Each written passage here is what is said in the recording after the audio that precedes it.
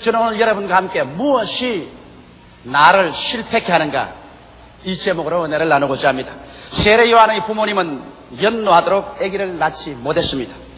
아버지 사가랴는 제상으로 자기 차례가 와 성소에 분향하러 들어가서 마침 성소에 분향하라고 했는데 제단 오른편에 하나님의 천사 가브리엘이 나타나셨습니다. 그는 가브리엘을 보고 깜짝 놀랐었습니다. 그러자 가브리엘은 이렇게 말했었습니다. 내 아내 엘리사벳이 수태하여 아들을 낳을 것이요, 그 이름을 요한이라고 하라.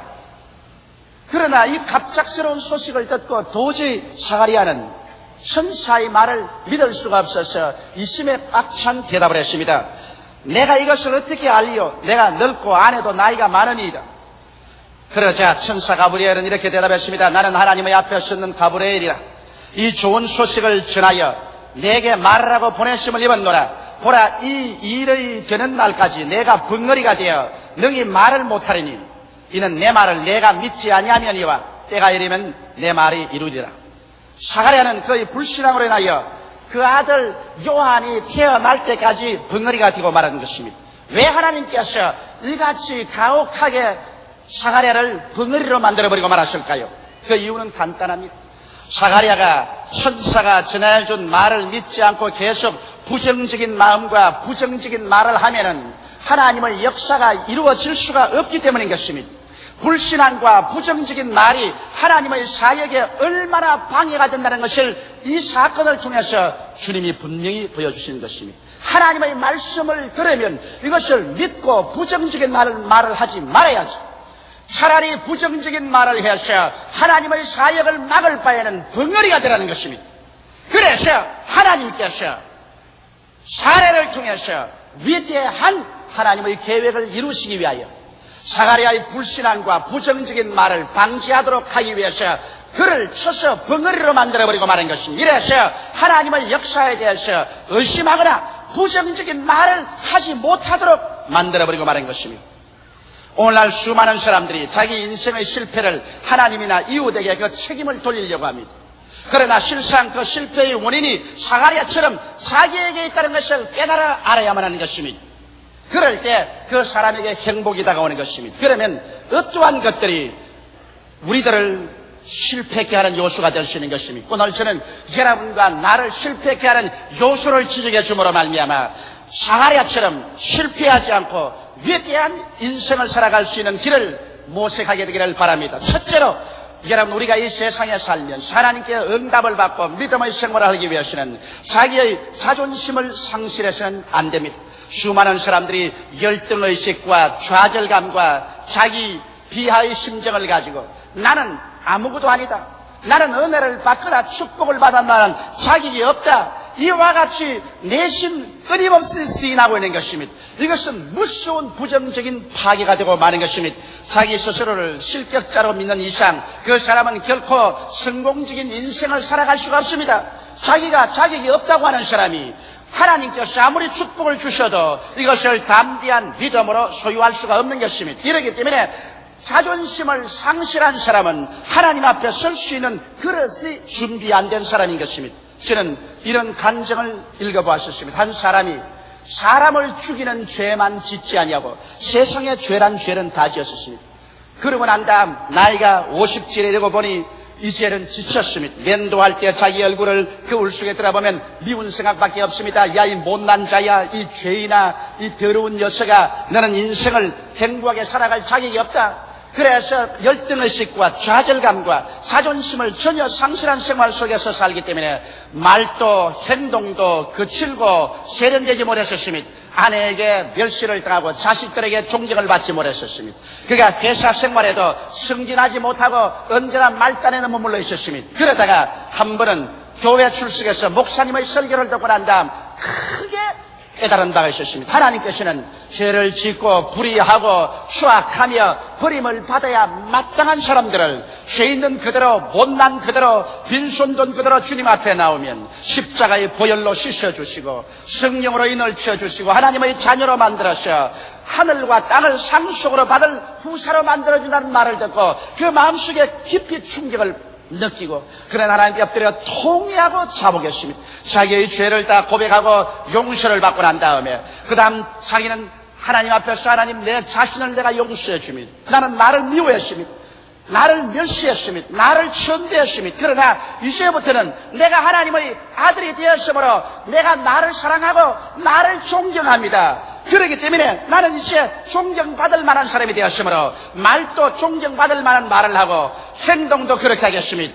그래서 그의 생애가 그리스도 안에서 완전히 변화되어 자기 스스로를 존경할 수 있는 자가 되어서 그런 말과 행동을 하자 얼마 있지 않아요 자기 아내에게 존경을 받고 자녀들에게 수왕을 받게 되었습니다. 직장에서도 사람들이 다 그를 존경하게 되고 그의 지위가 향상되고 축복받은 삶을 살게 됐다는 그와 같은 간증을 적은 것을 읽어봤습니다. 여러분, 오늘 우리들은 하나님의 아들로서 우리 마음속에 스스로 자존심을 갖지 않으면 안 되는 것입니다. 나는 못났다. 나 같은 사람은 버림받을 존재다. 나는 스스로 미워한다. 이와 같은 열정의식과 자기 혐오와 자기 조소를 가지고 있는 사람은 어떠한 사람도 도와줄 수도 없고 축복을 해줄 수도 없는 것입니다. 이렇기 때문에 오늘 우리 모두 한 사람 한 사람이 하나님 앞에 나와서 예수 그리스도의 십자가를 통하여 옛사람은 벗어버리고 새 사람을 입어서 스스로를 존경할 수 있는 사람이 될 수 있는 것입니다. 하나님께서는 수고하고 무거운 짐진 자는 다 내게로 오라. 내가 너를 쉬게 하겠다고 말한 것입니다. 자기 열등의식과 좌절감의 수고하고 무거운 짐을 짊어지고 자기를 조수하고 자기를 비난하며 사는 인생들이 십자가 밑에 와서 죄를 고백하고 예수를 구주로 모실 때 하나님께서는 그 사람에게 값없이 죄사함을 주시고 의롭다함을 주시고 하나님의 자녀가 되게 만들어주는 것입니다.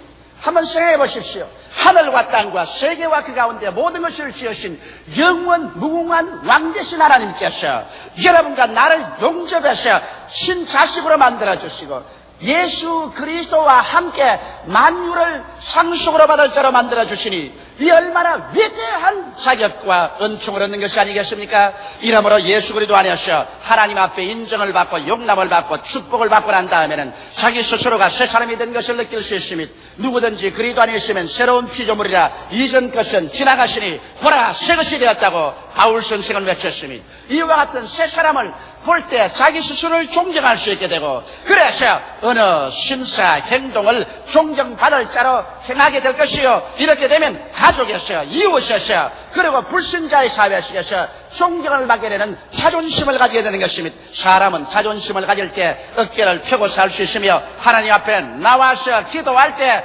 담대하게 기도할 수 있고 또 믿음의 역사가 일어날 수 있는 것입니다. 이러므로 오늘 우리를 실패케 하는 것은 자존심을 상실할 때 실패케 하는 것입니다. 우리의 자존심은 예수 앞에 나와서 회개하고 하나님을 아버지로 섬기고 성령으로 충만하고 말씀에 서서 살게 될 때 하나님이 주시는 위대한 자존심을 얻을 수가 있고 회복할 수가 있는 것입니다. 둘째로 여러분 우리를 실패케 하는 것은 꿈을 상실하고 살 때 우리를 실패케 하는 것입니다. 꿈은 믿음의 어머니입니다. 사람들은 생각하기를 나는 열심히 기도하고 애쓰면 많은 믿음을 얻을 수 있을 것이라고 생각하는데 실제는 그렇지 않습니다. 여러분 꿈이 없으면 아무런 믿음도 소용이 없습니다. 꿈이 없는 사람에게는 신념도 필요가 없는 것입니다. 왜? 여러분 나는 믿는다고 말할 때 무엇을 믿는다고 말합니다. 꿈이 없는 사람은 그 무엇이 없습니다. 내일에 대한 목표가 없고 꿈이 없는데 무엇을 믿는단 말인 것입니까? 아무리 믿습니다 목이 쉬도록 고함을 쳐도 그런 믿음의 대상이 없는 이상 그 믿음은 죽은 믿음인 것입니다. 이러기 때문에 여러분 오직 큰 꿈이 있을 때 큰 믿음도 생겨나고 믿음이 있을 때 하나님이 축복해 주시는 것입니다. 성경은 말씀하시기를 내 믿은 대로 될지어다 할 수 있거든이 무슨 말이냐? 믿는 자에게는 넘치 못하심이 없나니라고 말씀하는 것입니다. 오늘날 세상의 생존 경쟁 속에서 성패는 우리의 가슴 속에 끓어오르는 신념에 있는 것입니다. 믿음이 여러분과 나를 승리자로 만드는 것이지 마음의 불안과 공포와 좌절감을 가지고 있는 사람은 절대로 인생을 승리로 살아갈 수가 없는 것입니다. 이러므로 오늘 꿈을 상실한 사람에게는 믿음도 있을 수가 없습니다. 그렇기 때문에 인생의 목표가 무엇인지 분명히 알아야 됩니다. 더구나 젊은 사람은 젊을 때 자기 인생의 목표를 신속히 설정해야 됩니다. 나는 여러분에게 오늘 질문하겠습니다. 여러분 1983년도 마지막 무엇이 이루어질 것을 기대하고 있는 것입니까? 여러분, 금년 한 해 동안에 무슨 목표를 세우고 살았습니까? 앞으로 5년 후에 여러분은 여러분의 인생에 무엇이 일어날 것을 기대하고 있습니까? 앞으로 20년 후에 여러분은 무엇이 성취될 것을 기대하고 있습니까? 그런 목표도 없이 그 목표가 이루어질 꿈과 환상 가운데 살지 아니하고 바람 부는 대로 물결 치는 대로 인생 365일을 그대로 먹고 자고 깨고 먹고 자고 깨는 사람은 패배자에 불과한 것입니다. 사람은 여러분 목표를 향해서 추구해 나가도록 지어져 있습니다. 이렇기 때문에 우리들은 인생의 목표가 무엇인지 분명히 알아야 됩니다. 사람들은 순복음 중앙교회가 어떻게 그렇게 발모하게 성장했냐고 말합니다. 우리 순복음 중앙교회는 1958년도에 시작한 이후로 지금까지 한 번도 목표를 세우지 않고 살아온 지역이 없습니다. 우리는 5년 전에 순복음 중앙교회가 1984년도까지 50만 성도가 될 것을 목표를 세웠습니다. 그러므로 우리는 5년 전부터 이 목표를 세우고 이 꿈을 꾸고 이 꿈을 성취하기 위해서 전력을 기울여 왔었습니다. 우리는 명년까지 50만 성도가 될 것을 우리는 믿고 있는 것입니다. 왜? 우리에게 목표가 있기 때문에 목표를 가지고 꿈을 꿀 수가 있는 것입니다. 사랑하는 성도 여러분, 여러분께서 진실로 하나님의 축복을 받기 위해서는 여러분의 1년 동안의 목표가 있어야 됩니다. 여러분 앞으로 5년 동안 여러분의 가정의 경제 상태, 사업, 여러분의 자녀, 여러분의 건강, 여러분의 행복에 대한 목표를 설정해야만 되는 것입니다. 그리고 향후 20년 동안 여러분에게 일어날 것을 목표를 설정하고 그것을 바라보고 꿈을 꾸고 그것을 바라보고 믿습니다라고 외칠 때 하나님께서는 내 믿은 대로 될지어다고 말씀하는 것입니다. 이 세상에 우연이란 일어나지 않습니다.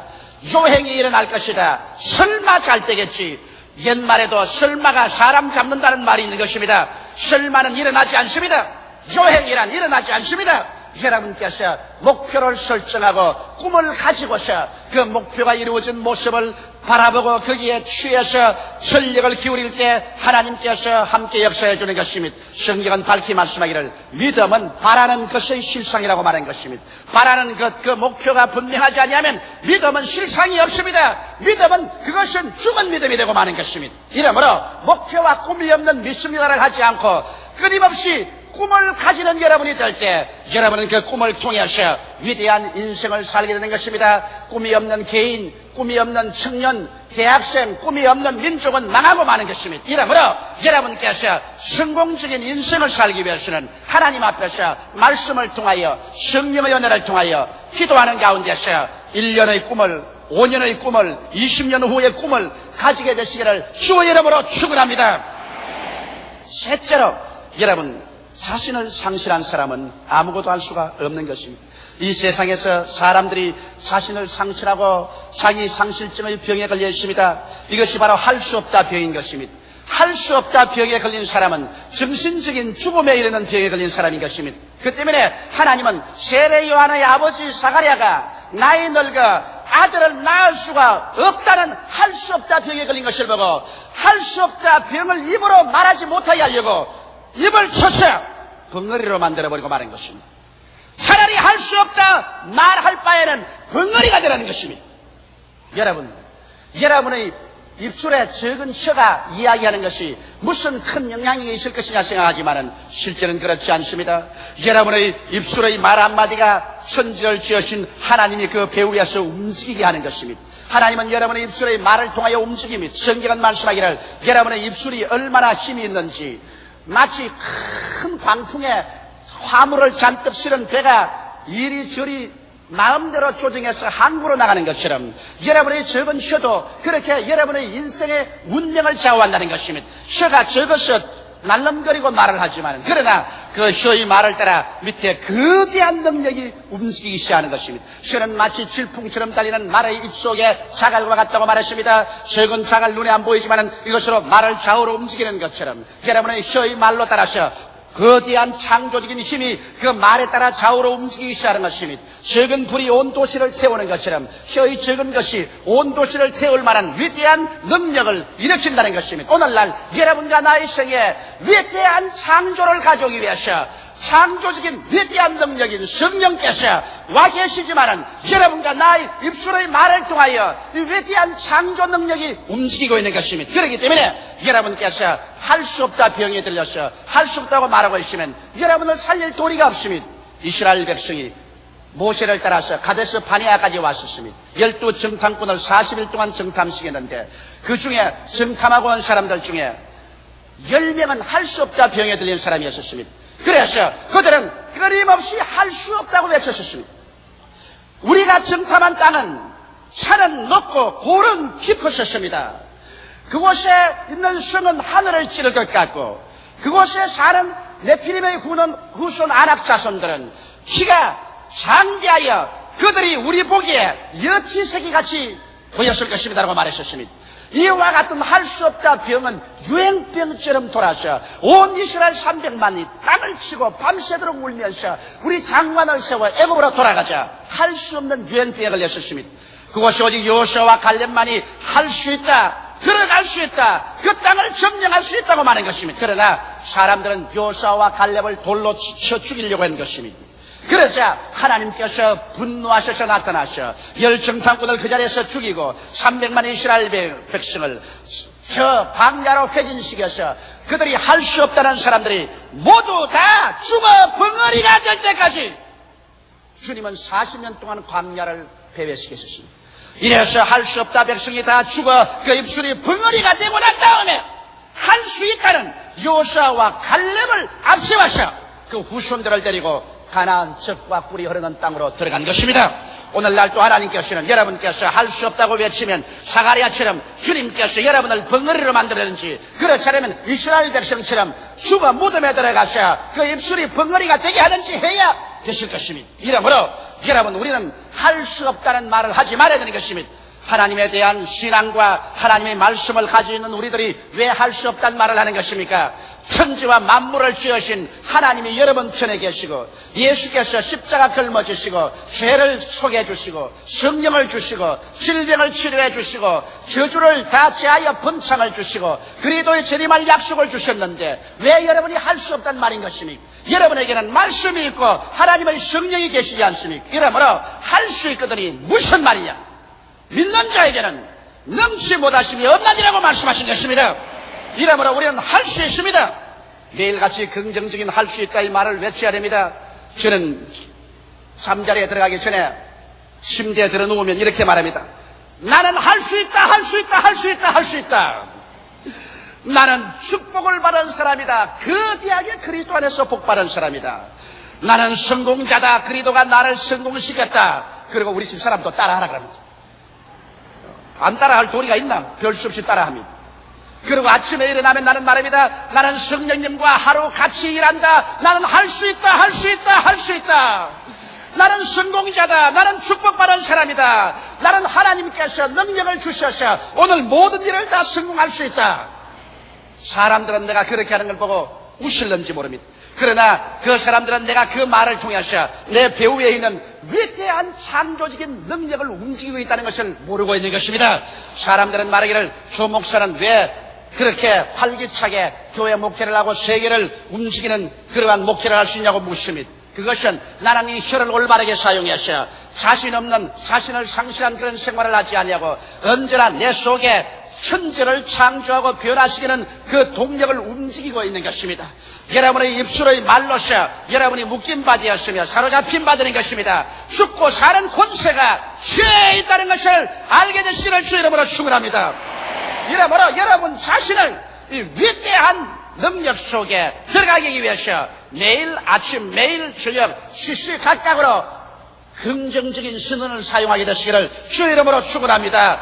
그렇게 되면 자신을 상실한 무기력한 생활을 하지 않게 될 것입니다. 넷째로 기대를 상실하고 사는 사람은 인생에 있어서 패배합니다. 만일 우리가 오직 낭패와 실망과 저주와 죽음을 바라고 산다면 그 사람이 얼마나 불안하고 불행하고 고통스럽지 않겠습니까? 그러나 놀랍게도 대다수의 사람은 그의 마음속에 안개가 끼듯 아련하게 언제나 불안과 공포와 절망의식을 가지고 있습니다. 무언가 모르게 내게 불행한 일이 다가올 것이다, 불안한 일이 생길 것이다, 낭패와 실망이 생길 것이라는 무언가 모르게 공포심에 잡혀 있는 것입니다. 바로 성경에 보면 욥이라는 사람은 그가 낭패와 실망을 당하고 난다 외쳐 말하기를 내 무서워하던 그것이 내게 미쳤고 내 두려워하던 그것이 내 몸에 미쳤다고 말한 것입니다. 오늘날 여러분과 내가 부정적인 기대를 가지고 인생을 살면 파괴적인 것밖에는 인생에 기대할 수가 없는 것입니다. 그러나 다 같은 여러분 에너지를 사용하면서 매일매일 긍정적인 기대를 가지고 사십시오. 나는 하나님이 나와 같이 계십니다. 성령이 함께 계심으로 나는 기도하고 믿음으로 삶으로 무언가 좋은 일이 일어난다. 모든 일이 합동하여 선을 이룬다. 하나님께서 같이 하심으로 기적이 일어난다. 이런 기대를 가지고 살아야 됩니다. 저는 폐병에서 살아나고 난 이후로부터 시작해서 누가 가르쳐주지 않았는데 하나님 성령께서 저희 마음속에 역사해 주셔서 희한하게 부정적인 기대를 깡그리 버리기로 작정을 했습니다. 아무리 눈에 아무 증거 안 보이고 귀에는 아무 소리 안 들리고 손에는 잡히는 것 없고 내 앞길 칠흑같이 어두워도 어두운 가운데서 빛이 있으라고 하신 하나님을 의지하고 저는 언제나 잘 될 것을 기대했습니다. 승리할 것을 기대하셨습니다. 축복받을 것을 기대하셨습니다. 1958년 신학교를 나와서 저 불광동에 가서 다 떨어진 천막을 치고서 교회를 개척했을 때 사람들은 나를 보고 비참하게 생각했을지 모르겠지만 그러나 그 가운데서 나는 매일같이 기적이 일어날 것을 기대했었습니다. 제가 그곳에서 우리 집으로 여러 통의 편지를 보내는데 그 편지 한 통에도 슬픔과 고통에 대한 말을 적은 적이 없습니다. 현재 배고프고 춥고 괴로웠지만은 그러나 그러한 것을 편지에 기록해서 저희 아버님께 붙인 적이 없습니다. 왜? 언제나 저희 마음속에는 기대가 살아있었습니다. 내일은 오늘보다 나아진다. 다음 달은 금번달보다 나아진다. 명년은 금년보다 나아진다. 어둡고 캄캄할지라도 하나님께서 같이 하심으로 기적이 일어나게 된다. 좋은 일이 일어나게 된다. 모든 일이 합동하여 선을 이루게 된다는 줄기찬 기대를 가졌었습니다. 만일 이 기대를 가지지 않았더라면 저는 밤이라고 말했을 것입니다.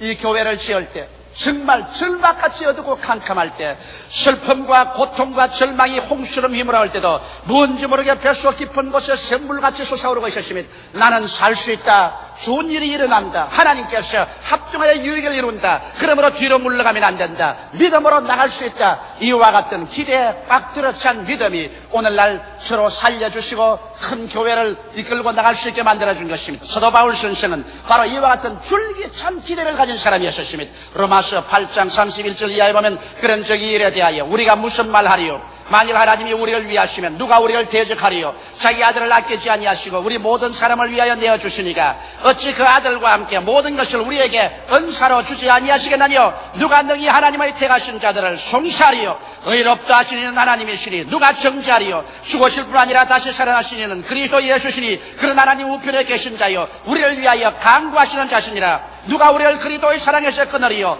환난이나 공고나 핍박이나 적신이나 비견이나 위험이나 칼이냐?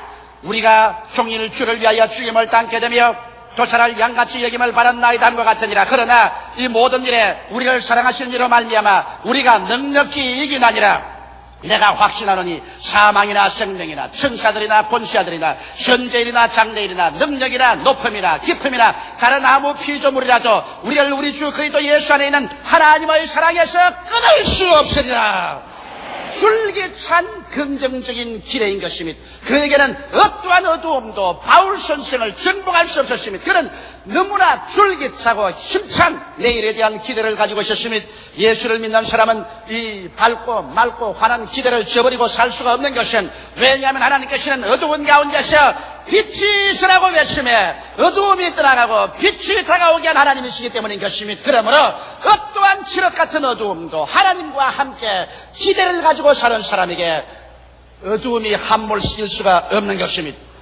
생명의 그러는 마음에 있습니다. 하나님께서도 우리들의 마음을 통하여 우리를 만나주시는 것입니다. 마음을 떠나서 저 하늘과 땅과 좌우에 어디에서 하나님을 만날 것으로 생각하지 마시기 바랍니다. 마음을 저버린 사람은 자기 인생을 저버린 사람인 것입니다. 우리들의 운명과 환경을 타락하기 전에 마음의 바탕을 새롭게 하십시오. 성경은 말씀하시기를 지킬 만한 것보다 내 마음을 지켜라. 생명의 근원이 거기에서 나오나니라고 말씀하는 것입니다.